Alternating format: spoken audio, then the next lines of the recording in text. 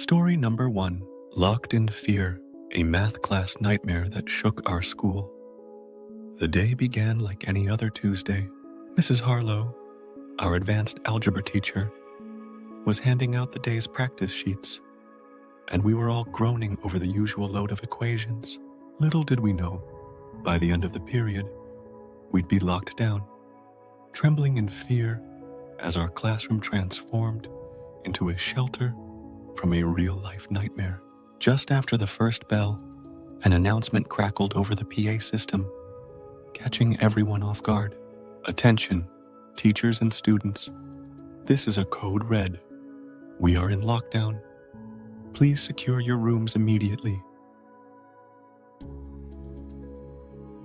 There was a tense pause, and then, "This is not a drill." Those words sent a shockwave through the room. You could feel the collective heartbeat of the class speed up, a chorus of sharp breaths and frantic glances. Mrs. Harlow's face went pale as she immediately rushed to lock the door and close the blinds. We huddled together, sitting on the floor by the back wall, away from the windows and door, as she whispered for everyone to stay quiet. Even the class jokers didn't dare make a sound.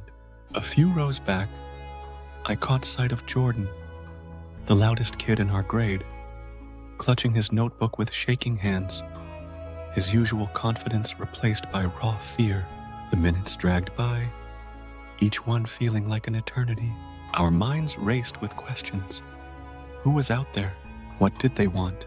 Then came the footsteps, slow, heavy, deliberate. They echoed down the corridor, each one louder than the last. Each one closer. I held my breath, every muscle in my body tensed, as if even the smallest sound might give us away. I could see my friend Emma beside me, her eyes wide and glassy, holding back tears. A faint, muffled voice sounded from just outside the classroom door. It was impossible to make out the words, but there was something off about the tone. Frantic, yet low, almost like someone mumbling or arguing with themselves. As the footsteps stopped right outside, my heart felt like it would burst. The door handle rattled, then stopped. Another second of silence passed, and then a low, eerie scraping sound, like something metallic dragging against the wall. It was then that I caught sight of Miss Harlow, gripping a wooden ruler in her hand, as if it were a weapon, her face filled with a look of steely determination and fear. The scraping sound continued down the hall, slowly fading away. None of us dared to move. Eventually, the silence returned, but it was a silence filled with dread. Outside, we could hear faint sirens, and soon after, police footsteps rushing through the hall. Only then did the lockdown announcement come to an end, the school staff assuring us it was safe to leave our hiding spots. When the police let us out in single file, they kept us from looking down the hall, where I later heard the intruder had been found. We never learned who that person was or why they came to our school, but the experience left a permanent mark on all of us. The whispers, the scraping sounds, the way that handle shook. It's etched in my mind forever. Story number 2, Storm of Terror, the school lockdown that left us shaken. The storm had started just after noon. Heavy rain beat against the school's windows, and the sound of thunder rolling in made the entire day feel eerie. My friends and I were gathered in the multi-purpose room, stuck inside because the weather had canceled our usual afternoon activities. The dull drone of chatter echoed as we all tried to pass the time, oblivious to the tense scene unfolding just outside the school. Then, without warning, a familiar but unsettling voice came over the PA system. "Attention, staff and students. We are in lockdown. This is not a drill. Secure yourselves and remain silent." As the announcement ended, a hush fell over the room. A few kids exchanged confused glances, while others looked to the teachers for some kind of reassurance. But our teachers' tense expressions told us all we needed to know. This was serious. The multi-purpose room doors were promptly locked, and we were instructed to sit on the floor, away from the windows. I could hear whispers all around me, filled with questions and theories. Some kids were on the verge of tears, clutching their phones, hoping to hear something from their parents. The unease grew, thickening the air as the rain hammered down outside, adding an ominous rhythm to our wait. Minutes dragged by, and then came a low rumble of thunder, followed by faint sounds from outside the room. A commotion in the hallway. We couldn't see anything from where we were, but we could hear the hurried footsteps of police officers and the muffled urgency in their voices. One teacher, Ms. Bell, tried to calm us down, assuring us that everything was under control, but even she couldn't hide the fear in her eyes.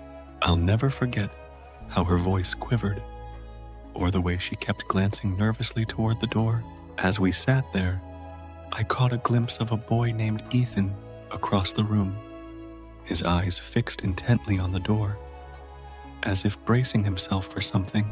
He'd always been the brave one in our grade, but even he looked rattled, and that made my heart pound harder.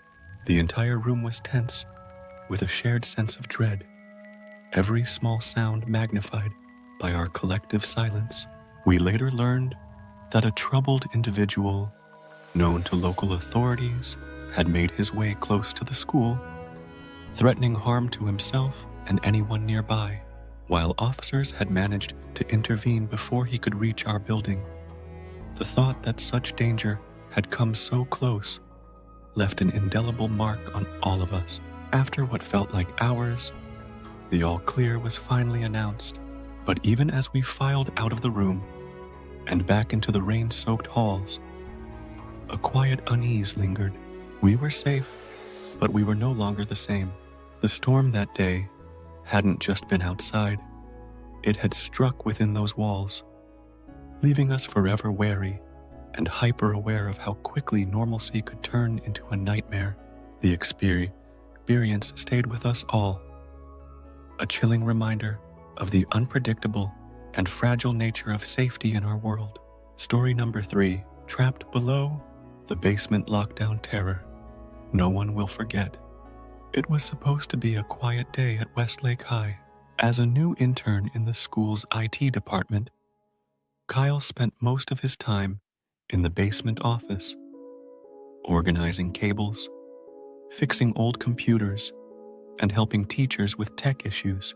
The basement was quiet, a world apart from the bustling classrooms and echoing hallways upstairs.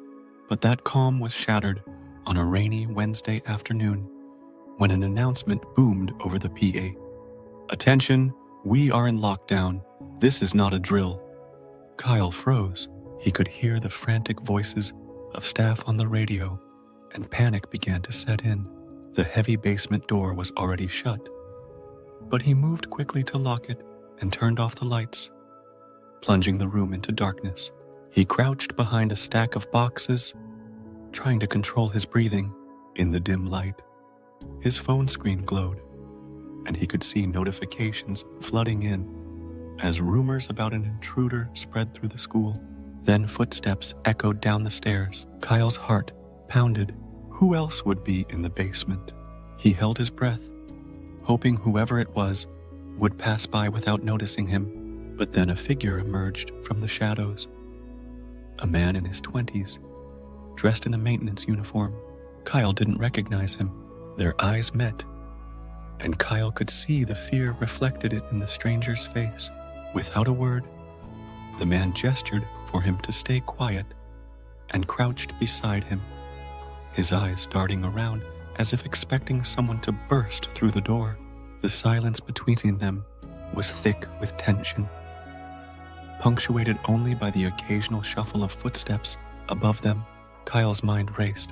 Was this man someone who worked at the school, or was he involved in the lockdown? His uncertainty made the situation even more terrifying as he felt trapped in the dark with a stranger whose intentions he couldn't be sure of. And then, a loud, deafening bang echoed through the basement, reverberating off the concrete walls. A gunshot. The two of them tensed, their eyes locked in mutual horror. Kyle's thoughts spiraled. Was the intruder close? Were the police nearby? The stranger clenched his fists, glancing toward the door, as if preparing to run, but they both knew there was nowhere to go. The only exit was up those stairs. They waited in silence, listening for any sounds that might tell them what was happening outside their makeshift hiding spot. Time stretched on, every second feeling like a lifetime. Kyle's phone vibrated with a message from his supervisor, telling him to stay hidden until an officer arrived, but the signal was weak, and he wasn't sure if anyone even knew he was in the basement. Finally, after what felt like hours, the sound of voices filtered through the silence. Police officers, their footsteps deliberate and calm. The stranger exhaled a shaky breath, and Kyle did too, feeling a small surge of relief. Moments later, officers entered, flashing their lights and checking each corner. When they found Kyle and the stranger, they guided them both upstairs to safety. The details of that day remained a mystery for a long time. Rumors about the intruder and the gunshot spread. But one thing was clear. Kyle's quiet basement office had become a scene of terror, transforming an ordinary day into a haunting experience he would never forget. The lockdown ended, but for Kyle, the fear still lingered, and every echo in the basement seemed to carry the memory of that terrifying day. Thanks for watching. Please like, share, and subscribe.